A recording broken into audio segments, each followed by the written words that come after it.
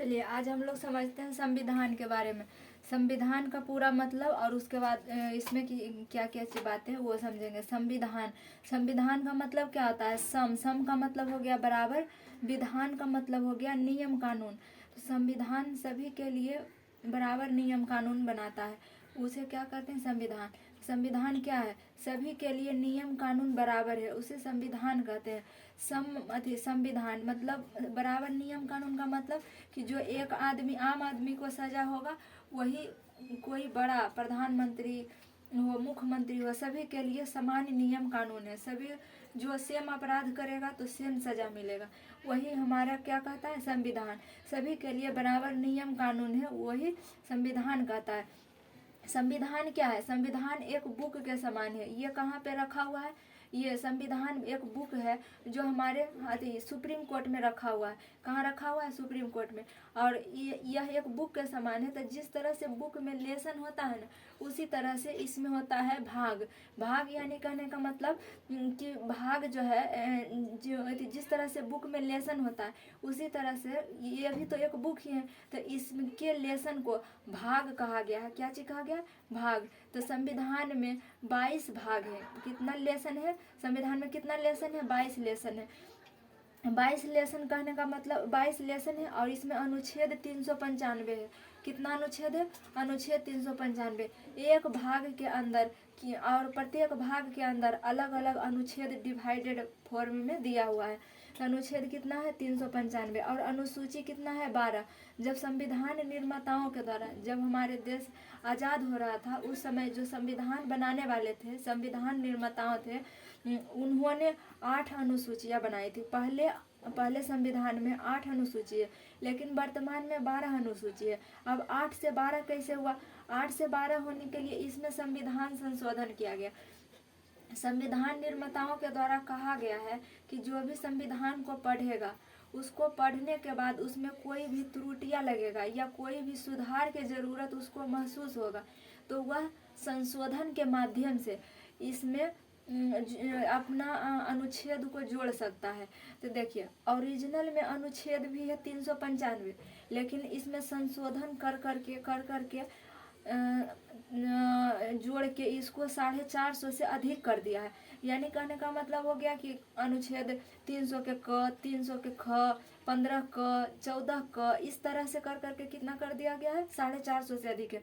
तो संविधान में कितने अनुच्छेद है? लेकिन अब वो तो बढ़ता ही जाएगा, तो एग्जाम में वो थोड़ी देगा कि अभी कितना है, वो तो बढ़ता ही जाता है। इसलिए एग्जाम में यही ओरिजिनल वाला पूछता है। तो संविधान में कितने अनुच्छेद है? 395 अनुच्छेद है। और कितना भाग है? 22 भाग है। और अनुसूची कितना है? अभी वर्तमान में 12 अनुसूची है, पहले 8 अनुसूची थी। संशोधन करके अभी कितना कर दिया गया? 12 अनुसूची, 12 को कर दिया गया। अब हम लोग समझते हैं भाग को, एक एक करके भाग के बारे में समझते हैं। भाग का मतलब भाग पहला में दिया हुआ है कि भारत जो है राज्यों का संघ है। संघ एवं राज्य क्षेत्र कहने का मतलब संघ मतलब हो गया देश, और राज्य मतलब हमारे देश जो है राज्य से मिलकर बना हुआ है। इसका मतलब यही हुआ कि हमारे देश, संघ मतलब हो गया देश, और ये राज्य, राज्य मतलब राज्य से मिलकर हमारा देश बना हुआ है। यही भाग 1 में लिखा हुआ है, संघ एवं राज्य क्षेत्र। भाग 1 में अनुच्छेद 1 से लेकर 4 तक दिया हुआ है। भाग 1 में अनुच्छेद 1 से लेकर 4 तक दिया हुआ है। अनुच्छेद 1 में क्या है? जो भाग 1 में है वही अनुच्छेद 1 में भी है। देखिए अनुच्छेद 1 में भी है भारत राज्यों का संघ है, ये सिंपल फॉर्म में बोल दिया है, और यहाँ पे वही लिखा हुआ है संघ एवं राज्य क्षेत्र। तो भाग जो 1 में है वही अनुच्छेद 1 में भी है। इस संघ को इंग्लिश में यूनियन कहते हैं। संघ को क्या कहते हैं? यूनियन। तो एग्जाम संघ का 2-3 मतलब होता है, लेकिन इंग्लिश का एक ही मतलब है यूनियन। यूनियन का मतलब होता है कि जो देश, उस देश से कोई भी राज्य अलग नहीं हो सकता है, भारत से कोई भी राज्य अलग नहीं हो सकता है। यही क्या है? यूनियन है। क्या चीज़ है? यूनियन।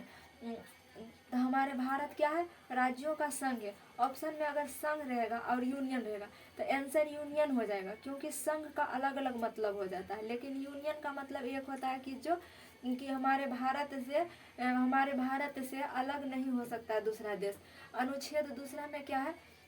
अनुच्छेद दूसरा में क्या है? क्योंकि जो संसद विदेशी राज्यों को मिला सकती है, संसद यानी सरकार जो है विदेशी राज्यों को मिला सकती है।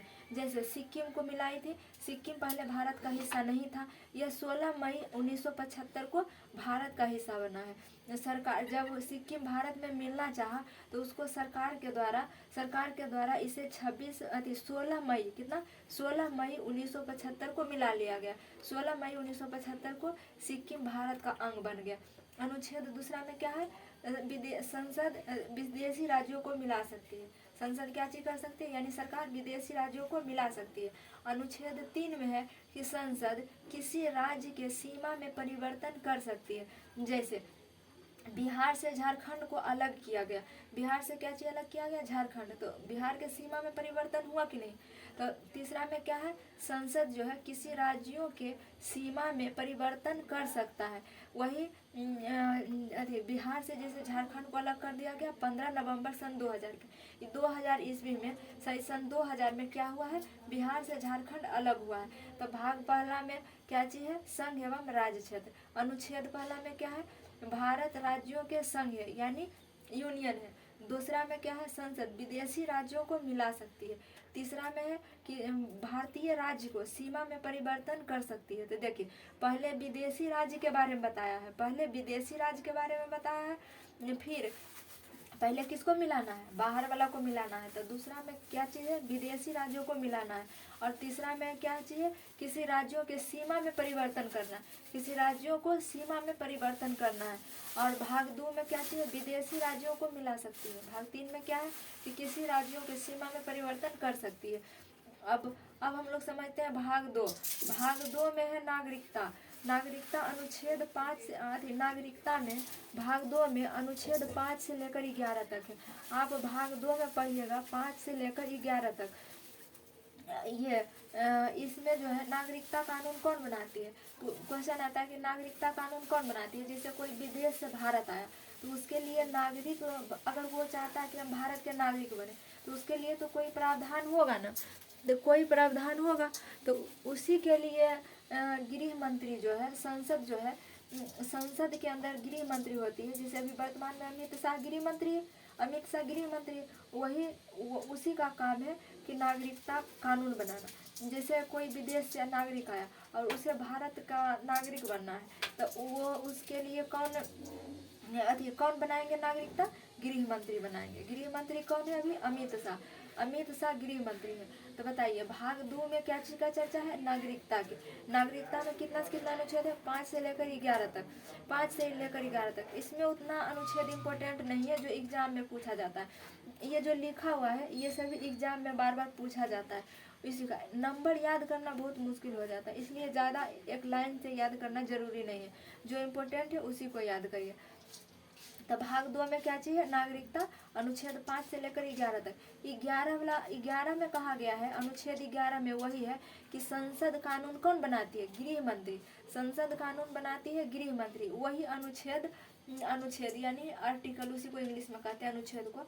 आर्टिकल 11 में दिया हुआ है कि संसद कानून कौन बनाती है, गृह मंत्रालय। संसद कानून कौन बनाती है, गृह मंत्रालय बनाती है। अब भाग 3 में क्या है, अब हम लोग नागरिकता को समझ लिए, अब समझेंगे भाग 3 में है मूल अधिकार। मूल अधिकार में अनुच्छेद 12 से लेकर 35 तक है। मूल अधिकार में अनुच्छेद 12 से 35 तक है। तो 12 से 35 तक टोटल थोड़ा याद करेंगे, जो इसमें इम्पोर्टेंट एग्जाम में पूछा जाता है उसी का नंबरिंग याद करेंगे। तो ये मूल अधिकार जो संविधान नागरिक को देता है, हम लोग को देता है मूल अधिकार, जैसे तो उसका हम हाई कोर्ट में या सुप्रीम कोर्ट में डायरेक्ट लड़ सकते हैं उसका केस। जैसे इसमें ये जो भी आर्टिकल 12 से लेकर 36 तक आता है, 12 से लेकर 36 तक जो भी आर्टिकल आता है, अगर जो भी बात इसमें लिखा हुआ है, अगर इसको आप अगर इसका हनन होता है तो आपका रक्षा डायरेक्ट करेगा हाई कोर्ट, सुप्रीम कोर्ट। आप इसके लिए मूल अधिकार के लिए डायरेक्ट हाई कोर्ट और सुप्रीम कोर्ट से लड़ सकते हैं। मूल अधिकार की रक्षा कौन करता है, हाई कोर्ट और सुप्रीम कोर्ट। ये मूल अधिकार जो है नागरिक को ही दिया जाता है, जो भारत के नागरिक है। जैसे भाग 2 में नागरिकता है ना, तो जो भी भारत के नागरिक है उस सभी को मूल अधिकार मिलेगा। क्या जो भी भारत के नागरिक है वो सभी को मूल अधिकार मिलेगा। तो बताइए मूल अधिकार कितना में है? भाग 3 में। भाग 3 में क्या है? मूल अधिकार। भाग 3 में क्या है? मूल अधिकार। और भाग कहाँ से कहाँ तक अनुच्छेद है? 12 से लेकर 35 तक। अनुच्छेद कहाँ से कहाँ तक है? 12 से लेकर 35 तक। 12 से लेकर 35 तक अनुच्छेद, 12 से लेकर 35 तक। तो चलिए भाग 1 में क्या, भाग 1 में क्या है? संघ एवं राज्य क्षेत्र। भाग 1 में क्या है? संघ एवं राज्य क्षेत्र। इसमें अनुच्छेद कहाँ से कहाँ तक है? 1 से लेकर 4 तक। अनुच्छेद पहला में क्या है? भारत राज्यों का संघ है, यानी इंग्लिश में कहें तो यूनियन है। और भाग 2 में क्या है? अनुच्छेद दूसरा में क्या है? संसद जो है सरकार विदेशी राज्यों को मिला सकती है। पहले कि यहाँ के मिलाना है विदेशी राज्य को, फिर क्या करना है? अपने राज्य के सीमा में परिवर्तन करना है। तीसरा में क्या है? किसी राज्य के सीमा में परिवर्तन कर सकती है बिहार। और भाग 2 में क्या चाहिए? नागरिकता। नागरिकता अनुच्छेद 5 से लेकर 11 तक है। नागरिकता कानून कौन बनाती है? संसद बनाती है। संसद में भी कौन बनाती है? गृह मंत्री बनाती है। भाग 3 में है मूल अधिकार। मूल अधिकार ये तो लेसन हो गया। लेसन 3 में क्या है? मूल अधिकार। मूल अधिकार में अनुच्छेद 12 से लेकर 35 तक है। मूल अधिकार में अनुच्छेद 12 से लेकर 35 तक है। अब हम एक एक को याद करते चलेंगे। तो अनुच्छेद 12, 13 ये भी है, लेकिन वो इम्पोर्टेंट नहीं है। अनुच्छेद 14 से इम्पोर्टेंट है। अनुच्छेद 14 में क्या चीज़ है? कि विधि के समक्ष सब समान है। विधि का मतलब होता है कानून। तो कानून के सामने सब बराबर है। विधि के समक्ष समानता। विधि मतलब हो गया कानून। तो कानून विधि के समक्ष समानता। अनुच्छेद 14 में क्या है? विधि के समक्ष समानता, यानी कानून के समक्ष सब बराबर है। कानून के सामने सब बराबर। अनुच्छेद 14 में क्या है? विधि के समक्ष समानता। अनुच्छेद 15 में है जाति, धर्म, लिंग के आधार पर समानता। देखिए जाति का मतलब हो गया कि आप ऊंचा जाति नीचा जाति में भेदभाव नहीं करेंगे। धर्म का मतलब हो गया कि आप कोई भी धर्म है, हिंदू, मुस्लिम, सिख, ईसाई, कोई भी धर्म, उससे कोई मतलब नहीं। मतलब ये धर्म के दो धर्मों के बीच में भेदभाव नहीं किया जाएगा। और फिर है लिंग के आधार पर समानता। लिंग मतलब हो गया, लिंग का मतलब स्त्री या पुरुष में भेदभाव नहीं होगा। स्त्री और पुरुष में भेदभाव नहीं होगा। यही लिंग के आधार पर समानता भी है, धर्म के आधार पर भी समानता है और जाति के आधार पर भी समानता है। तो आर्टिकल 15 में अनुच्छेद में क्या है? जाति, धर्म, लिंग के आधार पर समानता। जाति, धर्म, लिंग के आधार पर समानता। जाति, धर्म, लिंग के आधार पर समानता है। ठीक है, जाति, धर्म, लिंग के आधार पर समानता है। और अनुच्छेद 16 में क्या है? अनुच्छेद 16 में है लोक नियोजन। क्या चाहिए? लोक नियोजन। लोक मतलब हो गया आदमी, यानी लोग। नियोजन मतलब हो गया सरकारी। नियोजन मतलब हो गया सरकारी। तो जब सरकारी नौकरी में सभी को समानता दिया जाता है, सरकारी नौकरी में सभी को समानता दिया जाता है, तो लोक मतलब हो गया लोग और नियोजन मतलब हो गया सरकारी। तो अनुच्छेद 16 में है लोक नियोजन। अनुच्छेद 16 में क्या चाहिए? लोक नियोजन, मतलब कि सरकारी नौकरी में सभी को समानता है। तो अनुच्छेद 16 में है लोक नियोजन। अनुच्छेद 16 में है लोक नियोजन। अनुच्छेद 17 में अस्पृश्यता यानी छुआछूत का अंत। 17 में क्या चाहिए? अस्पृश्यता यानी छुआछूत का अंत है। 17 में क्या है? अस्पृश्यता यानी छुआछूत का अंत। देखिए अस्पृश्यता का मतलब होता है जो पहले के ज़माना में छुआछूत था। जैसे कोई नीचा जाति अगर कुआं पर चढ़ गया, डोल छू दिया, बाल्टी में पानी पी लिया तो बाल्टी मरा गया, कोई बर्तन में खा लिया तो बर्तन मरा गया। इस तरह से पहले छुआछूत था। तो वही छुआछूत के अंत करना है, ये संविधान में लिखा हुआ है। तो वही छुआछूत। अस्पृश्यता का मतलब क्या होता है? छुआछूत। अस्पृश्यता का मतलब होता है छुआछूत। तो अनुच्छेद 17 में क्या है? छुआछूत का अंत, मतलब अस्पृश्यता का अंत। 17 में क्या है? अस्पृश्यता का अंत। और 18 में है, अनुच्छेद 18 में है उपाधि का अंत। देखिए उपाधि का मतलब हो गया, पहले संविधान में अलग अलग प्रकार के उपाधियां दी जाती थी। जैसे अंग्रेज के द्वारा महात्मा गांधी को सार्जेंट की उपाधि दिया गया था। रविंद्रनाथ टैगोर को नाइटहुड की उपाधि दिया गया था। तो अंग्रेज के द्वारा ने अलग अलग लोगों को अलग अलग उपाधियां दी जाती थी। लेकिन वर्तमान में उपाधि समाप्त हो गया है। वर्तमान में जब संविधान निर्माताओं जब संविधान बना रहे थे तो उसके बाद उन्होंने उपाधि को समाप्त कर दिया। अब लेकिन अभी भी कुछ क्षेत्र में उपाधियां हैं, जैसे कोई हमारे देश में डॉक्टर बनता है या इंजीनियर बनता है तो उसके अपना नाम के आगे लगा देता है इंजीनियर फलना कुमार। जैसे स्वीटी नाम की एक लड़की हो गई, वह डॉक्टर की पढ़ाई कर रही है। अब डॉक्टर की पढ़ाई कर ली तो आगे अपना लगाएगी ना डॉक्टर स्वीटी कुमारी। तो शिक्षा के क्षेत्र में जो उपाधियां लिया जाता है उसमें छूट है, उसमें उसको बंद नहीं किया गया है। शिक्षा के क्षेत्र में जो उपाधियां ली जाती है उसे बंद नहीं किया गया है। तो और सेना के क्षेत्र में भी अभी भी उपाधि बंद नहीं किया गया है और भारत रत्न मिलता है, पद्म विभूषण मिलता है, ये सब बंद नहीं किया गया। लेकिन अगर कोई विदेशी आपको कोई उपाधि देता है, कोई भी विदेशी आपको उपाधि देता है तो आपको राष्ट्रपति से पूछना पड़ेगा। क्या चीज़? राष्ट्रपति से पूछना पड़ेगा। तो अनुच्छेद 18 में क्या है? उपाधि का अंत हो गया। 18 में क्या है? उपाधि का अंत। 17 में क्या है? अस्पृश्यता यानी छुआछूत का अंत हो गया। 16 में क्या है? लोक नियोजन यानी सरकारी नौकरी में समानता दी जाती है। सरकारी नौकरी में क्या चीज दी जाती है? समानता दी जाती है। अनुच्छेद 15 में क्या है? जाति धर्म लिंग के आधार पर समानता। अनुच्छेद 14 में है विधि के समक्ष समानता यानी कानून के समक्ष समानता, कानून के सामने सब बराबर है। तो 14 में विधि के समक्ष समानता, 15 में जाति धर्म लिंग के आधार पर समानता, 16 में है लोक नियोजन, 17 में है अस्पृश्यता यानी छुआछूत का अंत और 18 में है उपाधि का अंत और 19 में है अभिव्यक्ति की स्वतंत्रता। अभिव्यक्ति की स्वतंत्रता। अनुच्छेद 19 में क्या है? अभिव्यक्ति की स्वतंत्रता। अभिव्यक्ति का मतलब होता है अभिव्यक्त करना, मतलब कि आप अपनी बातों को किस तरह से व्यक्त कर रहे हैं। कोई बोल के अपनी बातों को बताता है, कोई अपनी बात को लिख के बताता है, कोई अपने बात को इशारा में बताता है यानी सांकेतिक रूप से बताता है। वही हो गया अभिव्यक्ति की स्वतंत्रता। मतलब आप अपने बात को किसी भी तरह से अभिव्यक्त करने के लिए स्वतंत्र हैं, बोल के भी, चुप रह कर भी और सांकेतिक रूप से। अब देखिए बोल के कैसे, जब नेता लोग भाषण देते हैं तो वो बोल के ही अपने बातों को व्यक्त करते हैं ना। चाहे आप अपना ही एग्जाम्पल ले लीजिए। आपको किसी से कोई बात बताना है तो आप बोल के बताते हैं। अगर भाई बहन में झगड़ा हो गया तो अगर भाई बोल रहा है अब बहन नहीं बोल रही है, इसका मतलब कि वो गुस्सा है, वो चुप है, इसका मतलब कि वो गुस्सा है। मतलब अपनी अभिव्यक्ति को किस तरह से व्यक्त कर रही है? गुस्सा के माध्यम से। चुप रहकर अपने अभिव्यक्ति को कैसे व्यक्त कर रही है? चुप रहकर।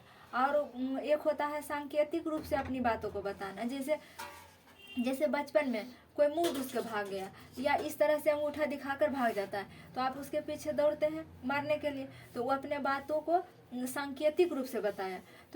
तो वही अभिव्यक्ति हो गया। मतलब अपने बातों को आप किस तरह से बता रहे हैं, अपने बातों को आप किस तरह से बता रहे हैं, वही होता है क्या? अभिव्यक्ति। तो उसी का मतलब क्या होता है? अभिव्यक्ति। तो अभिव्यक्ति की स्वतंत्रता है, आप किसी भी तरह से अपने बात को प्रकट कर सकते हैं, यही दिया हुआ है अभिव्यक्ति की स्वतंत्रता। अभिव्यक्ति की स्वतंत्रता, आपको बोलने की स्वतंत्रता है। आप जैसे किसी को काला झंडा दिखा रहे हैं, इसका मतलब कि आप उसको विरोध कर रहे हैं, सांकेतिक रूप से अभिव्यक्त कर रहे हैं अपने बातों को। किसी को काला झंडा दिखा दिए तो वो हो गया कि विरोध का प्रतीक हो गया। किसी का जैसे देखते होंगे, बार बार चर्चा में सुनते होंगे कि सीएम का यानी मुख्यमंत्री का पुतला जलाया जा रहा है, मतलब विरोध का प्रतीक है ये सब। तो ये सब जो हो गया सांकेतिक रूप से आप अपने विरोध को प्रकट कर रहे हैं। तो अभिव्यक्ति की स्वतंत्रता इस देश में सभी को है, अभिव्यक्ति की स्वतंत्रता सभी को। देखिए जो मूल अधिकार में आर्टिकल 12 से 35 तक दिया हुआ है, ये अधिकार भारत के सभी जनता को दिया गया है, भारत के सभी जनता को दिया गया है। ये उपाधि का अंत हो गया, अभिव्यक्ति की स्वतंत्रता हो गया। अब हम लोग समझेंगे आर्टिकल 20। आर्टिकल 20 में क्या है? एक अपराध की एक सजा। अनुच्छेद 20 में क्या है? एक अपराध की एक सजा। मतलब कि जो आदमी एक बार अपराध करेगा उसको एक ही सजा दिया जाएगा, और सजा भी जो एक अपराध की एक सजा दिया जाएगा, जो उस समय कानून बना हुआ रहेगा उसी के हिसाब से सजा दिया जाएगा। अगर कोई एक आदमी का मर्डर करता है तो उसको एक सजा, जैसे 2 साल का केस हुआ तो उसको 2 साल के सजा। अगर 2 आदमी का मर्डर करेगा तो 4 साल के सजा हो जाएगा। तो वही कहता है कि एक अपराध किया है तो एक ही सजा देना है। अनुच्छेद 20 में है, अनुच्छेद 20 में क्या है? एक अपराध की एक सजा। अनुच्छेद 20 में क्या है, एक अपराध की एक सजा। और अनुच्छेद 21 में क्या है, प्राण एवं दैहिक स्वतंत्रता। प्राण एवं दैहिक मतलब कहने का मतलब है कि भारत में जीने का अधिकार सबको है, मरने का अधिकार संविधान में नहीं दिया गया है, लेकिन जीने का अधिकार सबको है, जीने को अधिकार सबको है। तो वही प्राण की स्वतंत्रता है। और निजता का अधिकार है। निजता का अधिकार कहने का मतलब कि आपका कोई प्राइवेट बात आप किसी को नहीं बताना चाहते हैं तो आप उसको ज़बरदस्ती नहीं बतवा सकते हैं। जैसे खान सर हो गए, उनसे नाम उनके नाम को लेकर हमेशा सब अथी में अभी सब पूछने का पूरा प्रयास करते हैं, लेकिन वो अपनी इच्छा से बताना नहीं चाहते हैं तो कोई ज़बरदस्ती नहीं बतवा सकता है। इसीलिए उसी को कहा जाता है निजता। मतलब अपने प्राइवेट बात को आप किसी से नहीं बताएंगे तो कोई ज़बरदस्ती नहीं बतवाएगा। अगर ज़बरदस्ती करेगा तो उस पर कोर्ट आपको हाई कोर्ट सुप्रीम कोर्ट रक्षा करेगी, आप उसके लिए लड़ सकते हैं, कोर्ट में डायरेक्ट लड़ सकते हैं हाई कोर्ट से, सुप्रीम कोर्ट से। अगर कोई आपके निजी बातों को कोई खींचता है, निजी बातों को कोई चोट पहुंचाता है, निजी बातों को जानने के लिए कोई बहुत आप पर अथी कर रहा है, पूरा जोड़ दिया हुआ है, तो आप उसके लिए आप हाई कोर्ट सुप्रीम कोर्ट से डायरेक्ट लड़ सकते हैं। और अनुच्छेद 22 में क्या है, गिरफ्तारी से संरक्षण।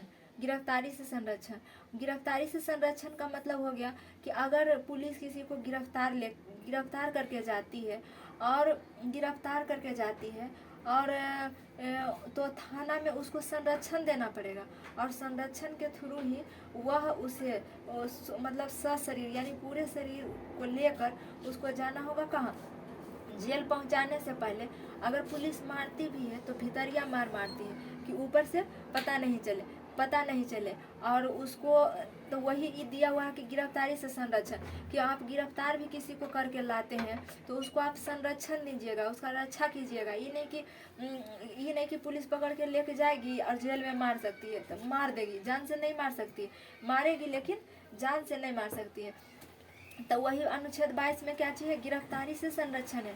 अनुच्छेद 22 में गिरफ्तारी से संरक्षण है, मतलब गिरफ्तार करने के बाद भी वो क्या करेगा, रक्षा करेगा, जिम्मेदारी पुलिस को है।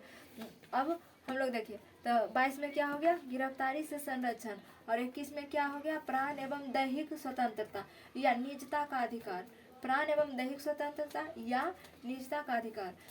20 में क्या है, एक अपराध की एक सजा। और 19 में क्या है, अभिव्यक्ति की स्वतंत्रता। और 18 में क्या है, उपाधि का अंत। 17 में क्या है, अस्पृश्यता का अंत। और 16 में क्या है, 16 में है लोक नियोजन में समानता। लोक नियोजन में समानता। अब आर्टिकल 23 को देखते हैं। आर्टिकल 23 में क्या है, बलात्, शर्म एवं बेगारी। बलात्, शर्म, बेगारी, इसका मतलब हो गया आप किसी से लात मारकर, बलात् मतलब किसी से लात मारकर, कहने का मतलब कि आप किसी से जबरदस्ती काम नहीं करवा सकते हैं, आप किसी से बेगारी नहीं करवा सकते हैं। अगर आप किसी से जबरदस्ती बेगारी करवाते हैं और उसको पैसा नहीं देते तो उसका भी रक्षा कौन करेगा, हाई कोर्ट और सुप्रीम कोर्ट। अगर वो हाई कोर्ट जाता है, सुप्रीम कोर्ट जाता है तो डायरेक्ट उसका केस सुना जाएगा। ये जितना भी मूल अधिकार भारत के नागरिक को मूल अधिकार दिया गया है, अनुच्छेद 12 से लेकर 35 तक, आपका ये अनुच्छेद अगर हनन होता है तो इसके लिए आप डायरेक्ट हाई कोर्ट या सुप्रीम कोर्ट जा सकते हैं। तो अनुच्छेद 23 में क्या है, बलात्, शर्म एवं बेगारी। आप किसी से बेगारी नहीं करवा सकते हैं, जबरदस्ती काम नहीं करवा सकते हैं। तो अनुच्छेद 23 में क्या है, बलात्, शर्म, बेगारी। और अनुच्छेद 24 में क्या है कि 14 वर्ष से कम उम्र के बच्चा को स्नातक खतरनाक काम नहीं करने देंगे। जैसे 14 वर्ष से जो कम बच्चा है वो डांस कर सकता है, सिंगर बन सकता है, लेकिन उसको गोला बारूद का खाना में लगा दीजिएगा, नहीं, खतरनाक काम में वो नहीं जाए, खनन में भी नहीं जाएगा, उसको खतरनाक काम में नहीं लगाया जाएगा। अनुच्छेद कितना में है, 24 में।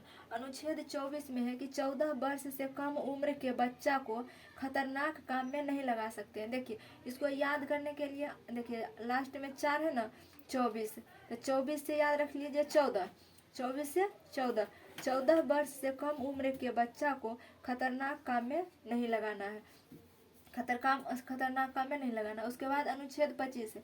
अनुच्छेद 25 में है कि अंतःकरण। अंतःकरण का मतलब हो गया कि आप कोई भी धर्म को मानते हैं, आप कोई भी धर्म को मानते हैं, आप अपने शरीर के अंदर उस धर्म को पालन कीजिए। घर के अंदर ही जितना धर्म मानना है मान लीजिए। अगर आप बाहर में किसी के धर्म को आप ना ही अवहेलना कर सकते हैं और ना ही किसी को, आप अपने धर्म को क्या चीज़ करके रखिए, अंतःकरण करके रखिए। अपने जो भी धर्म मानने का है वो मानिए, लेकिन अंतःकरण में, अपने शरीर में, मतलब अपने मन में, वही हो गया अंतःकरण। तो अनुच्छेद 25 में क्या है, अंतःकरण, धार्मिक स्वतंत्रता, अंतःकरण की धार्मिक स्वतंत्रता, अंतःकरण की धार्मिक स्वतंत्रता। और अनुच्छेद 29 में क्या है, अल्पसंख्यक की रक्षा। अनुच्छेद 29 में क्या है, अल्पसंख्यक की रक्षा। अल्पसंख्यक कहने का मतलब हो गया, अल्पसंख्यक कहने का मतलब हो गया कि जिसकी संख्या कम है, जिसकी संख्या अल्प है, उसको अल्पसंख्यक कहेंगे। जिसकी संख्या अल्प है उसको अल्पसंख्यक कहेंगे। अल्पसंख्यक की रक्षा करेंगे, आर्टिकल 29 में है। आर्टिकल 29 में अल्पसंख्यक मतलब जिसकी संख्या कम है उसका रक्षा करना है। जैसे जिसकी संख्या कम है उसके कल्चर को और उसके शिक्षा को रक्षा करना। जैसे पंडित जी बहुत कम है और वो अगर संस्कृत में पढ़ना चाहते हैं तो अभी तो ज़्यादा संस्कृत में पढ़ाई कहीं नहीं होता है, लेकिन उनके विषय को, उनके शिक्षा को सुरक्षित किया जाएगा। उनके लिए एक छोटा सा स्कूल खोला जाएगा, उसमें उनकी शिक्षा का क्या होगा, रक्षा होगा, वरना संस्कृत खत्म हो जाएगा। और क्या चाहे पंजाबी लोग टोपी पहनते हैं, नहीं पंजाबी लोग पगड़ी बांधते हैं, तो उसका वो कल्चर है, यानी उनका वो संस्कृति है। तो उसको कोई अगर पगड़ी पहनकर या अगर वो बुर्का पहनकर अगर कोई क्लासरूम में चलाता है तो आप उस पर हंसेंगे तो नहीं, लेकिन फिर भी उसको अजीब अगर लगता है, खराब लगता है, तो वो अगर अपने अलग स्कूल के मांग करेंगे तो उसको अलग स्कूल भी दिया जाएगा। तो वही है अल्पसंख्यक की रक्षा, कि जो भी इस देश में अल्पसंख्यक हो गया है, अल्पसंख्यक है शिक्षा में या संस्कृति में, कुछ में भी, तो उसकी रक्षा कौन करेगा, सरकार के द्वारा उसकी रक्षा किया जाएगा। तो अनुच्छेद 29 में क्या है, अल्पसंख्यक की रक्षा। अनुच्छेद 29 में क्या है, अल्पसंख्यक की रक्षा।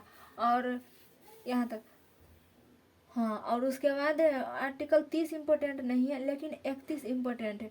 अनुच्छेद 31 में है संपत्ति का अधिकार। संपत्ति का अधिकार अब कानूनी अधिकार हो गया है। संपत्ति के अधिकार पहले मूल अधिकार था, संपत्ति के अधिकार पहले मूल अधिकार था, लेकिन अब यह कानूनी अधिकार हो गया है। कैसे, जैसे देखिए, अच्छा पहले उसको रुक जाइए, ये बताइए अनुच्छेद 29 में क्या है, अल्पसंख्यक की रक्षा। अनुच्छेद 25 में क्या है, अंतःकरण की स्वतंत्रता। अनुच्छेद 24 में क्या है, 24 वर्ष से कम उम्र के बच्चों को खतरनाक काम नहीं दिया जाएगा। और अनुच्छेद 23 में क्या है, बलात्, श्रम एवं बेगारी। और अनुच्छेद 23 में क्या है, गिरफ्तारी से संरक्षण। अनुच्छेद 23 में है गिरफ्तारी से संरक्षण। और अनुच्छेद 21 में प्राण एवं दैहिक स्वतंत्रता। और अनुच्छेद 20 में है एक अपराध की एक सजा। और अनुच्छेद 29 में क्या है, 19 में क्या है, अभिव्यक्ति की स्वतंत्रता। 18 में उपाधि का अंत। और 17 में अस्पृश्यता का अंत, यानी छुआछूत का अंत। और 16 में लोक नियोजन। 15 में जाति धर्म लिंग के आधार पर समानता। 14 में विधि के समझ समानता। और भाग 3 में क्या है, मूल अधिकार। मूल अधिकार की रक्षा कौन करता है, हाई कोर्ट और सुप्रीम कोर्ट। हाई कोर्ट और सुप्रीम कोर्ट रक्षा करता है। उसके बाद देखिए, उसके बाद है आर्टिकल 31। आर्टिकल 31 में कहा गया है कि संपत्ति के अधिकार अब कानूनी अधिकार हो गया है। मतलब कि संपत्ति के अधिकार पहले मूल अधिकार था, लेकिन जिसका खेत अगर सड़क में चल जाता था, रोड में, सरकार अगर रोड बना रही है और किसी का खेत अगर एक ही को खेत है, उनके दादा का परदादा का निशानी है एक ही खेत, तो वो देना नहीं चाहता था बीच में। तो इससे सरकार को बहुत दिक्कत होता था कि कोई कह रहा है कि हमारे एक ही वो निशानी है, हम इसको नहीं बेचेंगे, तो नहीं बेचता था, तो बहुत दिक्कत हो रहा था। ये देश के विकास में बहुत दिक्कत हो रहा था। तो दिक्कत, इतना ज़्यादा दिक्कत हुआ कि सरकार ने इसको क्या चीज कर दिया, इसमें संशोधन करके इसको आर्टिकल 31 में जो था संपत्ति के अधिकार, इसको समाप्त कर दिया और इसे कानूनी अधिकार बना दिया। अनुच्छेद 23 के क में फेंक दिया। कहाँ फेंक दिया? 300 के क में। 300 के क या क को ए भी कह सकते हैं। 300 के क में फेंक दिया। किसको? संपत्ति के अधिकार को। अब यह मूल अधिकार नहीं रहा। मूल अधिकार अगर रहता तो Supreme Court, High Court direct रक्षा करता। ये जब मूल अधिकार में था संपत्ति के अधिकार, तो उस समय अगर सरकार खेत ले रही है, बीच में सड़क में आ गया तो ये नहीं देता था और जाकर direct high court, supreme court से लड़के जीत जाता था। तो लड़के जीत जाने के बाद इसको मूल अधिकार से हटा दिया गया। अगर आपको इस अधिकार में से किसी भी अधिकार का हनन हो रहा है तो आप direct high court, supreme court से लड़कर जीत सकते। तो यही बार बार संपत्ति के अधिकार के लिए जीत जाता था। तो सरकार के दिक्कत होने की वजह से इसको समाप्त करके और अब कानूनी अधिकार बना दिया गया है। मूल अधिकार से निकाल के कौन सा अधिकार दे दिया? कानूनी अधिकार। कानूनी अधिकार अब इसके लिए, संपत्ति के लिए आप डायरेक्ट हाई कोर्ट और सुप्रीम कोर्ट से नहीं लड़ सकते। तो आर्टिकल 31 में क्या चीज़ था? संपत्ति का अधिकार। और संपत्ति का अधिकार क्या चीज़ हो गया है? कानूनी अधिकार। कौन सा अनुच्छेद में चल गया है? 300 के क में। 300 के क में। और आर्टिकल 32 में है संवैधानिक उपचारों का अधिकार। आर्टिकल 32 में है संवैधानिक उपचारों का अधिकार। मतलब संवैधानिक उपचारों का मतलब संविधान में हर एक तरह के उपचार दिया हुआ। उपचार मतलब इलाज। संविधान में हर एक तरह का इलाज दिया हुआ। तो 32 में, आर्टिकल 32 में क्या है? संवैधानिक उपचारों का अधिकार। 32 में क्या है? संवैधानिक उपचारों का अधिकार। आर्टिकल 32 में है संवैधानिक उपचारों का अधिकार। संवैधानिक उपचारों का अधिकार। भाग 4 में, भाग 4 में कौन, अब हम लोग समझते हैं भाग 4 को। भाग 4 में क्या है? नीति निर्देशक तत्व। भाग 4 में है नीति निर्देशक तत्व। नीति निर्देशक तत्व अनुच्छेद 36 से लेकर 51 तक है। नीति निर्देशक तत्व अनुच्छेद 36 से लेकर 51 तक है। अनुच्छेद 36 से लेकर 51 तक है। देखिए, जब मूल अधिकार में इतने सारे आर्टिकल थे तो उस समय ये थी, मूल अधिकार में 12 से 35 तक जो था, इसके लिए आप direct high court, supreme court जा सकते हैं। लेकिन भाग 4 में जो है नीति निर्देशक तत्व, इसके लिए आप direct high court, supreme court नहीं जा सकते हैं। नहीं जा सकते। अगर सरकार देगी तब भी ठीक है, नहीं देगी तब भी ठीक है। जो सरकार के द्वारा भाषण दिया जाता है वो सब नौकरी, इतना नौकरी देंगे, इतना वैकेंसी निकालेंगे, ये सब कहाँ जाता है? नीति निर्देशक तत्व में। अगर सरकार देगी तब भी ठीक है, नहीं भी देगी तो आप उसके लिए हाई कोर्ट, सुप्रीम कोर्ट नहीं जा सकते। तो इसमें जब भारत देश आज़ाद हुआ था तो उस समय उतना समर्थ नहीं था कि हम लोग दे सकते हैं। लेकिन अभी जो भी बात इसमें दिया हुआ है वो लगभग लागू ही हो गया है। तो आर्टिकल 39 में क्या है? स्त्री पुरुष के समान वेतन। स्त्री पुरुष को क्या चीज़ देना है? समान वेतन। देखते होंगे गांव के खेत में अगर कोई लेडीज काम के लिए आई है और कोई पुरुष काम के लिए आए हैं तो दोनों काम तो बराबर ही करता है, लेकिन महिला को सैलरी, यानी महिला को मजदूरी कम दिया जाता है और पुरुष को ज़्यादा दिया जाता है। तो प्राइवेट काम में तो ऐसा चल जाता है, लेकिन सरकारी में ऐसा नहीं चलता है। अगर सरकारी स्कूल में मैडम भी टीचर हो और चाहे सर हो, दोनों को समान वेतन दिया जाता है। तो अनुच्छेद 39 में क्या चीज़ है? स्त्री पुरुष के समान वेतन। स्त्री पुरुष के समान वेतन। अनुच्छेद 39 में क्या है? स्त्री पुरुष के समान वेतन। अनुच्छेद 39 में क्या है? स्त्री पुरुष के समान वेतन। और अनुच्छेद 39 के क में, अनुच्छेद 39 के क में है निःशुल्क विधि सहायता। मतलब निःशुल्क मतलब फ्री में, विधि मतलब कानून सहायता। कि अगर किसी का मुकदमा यानी केस चलता है कोर्ट में और अगर उसके पास वकील रखने का पैसा नहीं है, विधि मतलब कानून, तो वकील रखने का पैसा नहीं है तो उसको सरकार निःशुल्क में यानी फ्री में वकील देगी। उसको सरकार लड़ने के लिए फ्री में वकील दे। अगर वकील कैसा भी काम करे, लेकिन सरकार सरकारी वकील भी देती है अगर आपको पैसा वकील रखने का नहीं है तो 39 के क में क्या है? निःशुल्क विधि सहायता। 39 के क में है निःशुल्क विधि सहायता। भाग 4 में क्या है? नीति निर्देशक तत्व। भाग 4 में क्या है, नीति निर्देशक तत्व। अनुच्छेद 36 से लेकर 51 तक, अनुच्छेद 36 से लेकर 51 तक।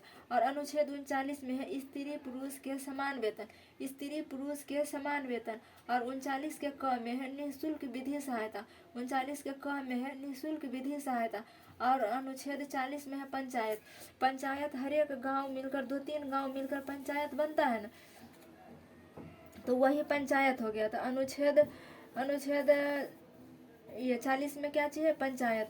अनुच्छेद 40 में है पंचायत, अनुच्छेद 40 में क्या चीज़ है, पंचायत, 40 में पंचायत। और अनुच्छेद 42 में क्या चीज़ है, प्रसूति सहायता। प्रसूति का मतलब हो गया जब महिला प्रेग्नेंट रहती है उसी को प्रसूति कहा जाता है, डिलीवरी पर्सन को ही प्रसूति कहा जाता है।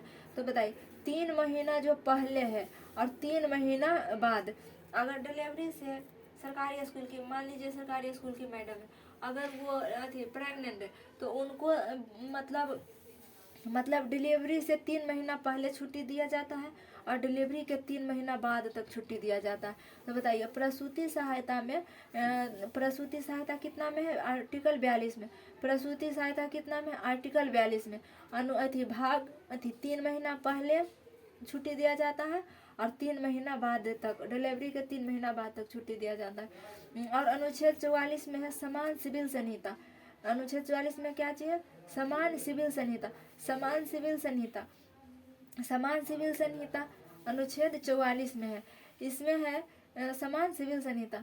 और अनुच्छेद 45 में है कि 0 से लेकर 6 वर्ष तक बच्चा को और 6 से लेकर 14 वर्ष तक के बच्चा को निःशुल्क सहायता देना है। मतलब 0 से लेकर 6 तक जो होता है बच्चा को स्वास्थ्य के देखभाल, जैसे टीकाकरण हो गया, पोलियो का दवा पिलाया जाता है, उसको डिलीवरी करवाया जाता है। तो 0 से लेकर 6 वर्ष तक के बच्चा को सरकार क्या चीज़ करेगी, स्वास्थ्य सुविधा प्रदान करवाएगी। और 6 वर्ष से लेकर 14 वर्ष तक के बच्चा को शिक्षा प्रोवाइड कराएगी। जैसे सरकारी स्कूल में क्लास 10th तक फ्री का पढ़ाई होता है ना, उसी तरह से उसी को कहा गया है कि 6 से लेकर 14 वर्ष तक शिक्षा सभी को कौन देगी, सरकार देगी। और अनुच्छेद 46 में है SC ST का प्रावधान किया गया है। SC ST कहने का मतलब, SC मतलब हो गया अनुसूचित जाति और ST का मतलब हो गया अनुसूचित जनजाति, अनुसूचित जाति और अनुसूचित जनजाति, अनुसूचित जनजाति और SC ST। 46 में क्या चाहिए, SC ST की चर्चा है। 45 में क्या चाहिए, 0 से लेकर 6 वर्ष तक के बच्चा को सरकार स्वास्थ्य को प्रोवाइड करवाएगी और 6 से लेकर 14 वर्ष के बच्चा को शिक्षा प्रोवाइड करवाएगी। 44 में क्या है, समान सिविल संहिता, समान सिविल संहिता। और 42 में क्या चाहिए, प्रसूति सहायता। और 40 में क्या है, पंचायत। तो चलिए बताइए संविधान में कितने भाग हैं, 22 भाग हैं। और अनुच्छेद कितना है, 395 है। और अनुसूची कितना है, अनुसूची 12 है। पहले अनुसूची कितना था, 8 अनुसूची था। भाग 1 में क्या है, संघ एवं राज्य क्षेत्र, वही अनुच्छेद 1 में भी है। भाग 1 में अनुच्छेद 1 से लेकर 4 तक है। और अनुच्छेद 1 में क्या है, भारत राज्यों का संघ है। और 2 में क्या है, संसद विदेशी राज्यों को भारत में मिला सकती है। और अनुच्छेद 3 में क्या है, संसद किसी राज्य के सीमा में परिवर्तन कर सकती है।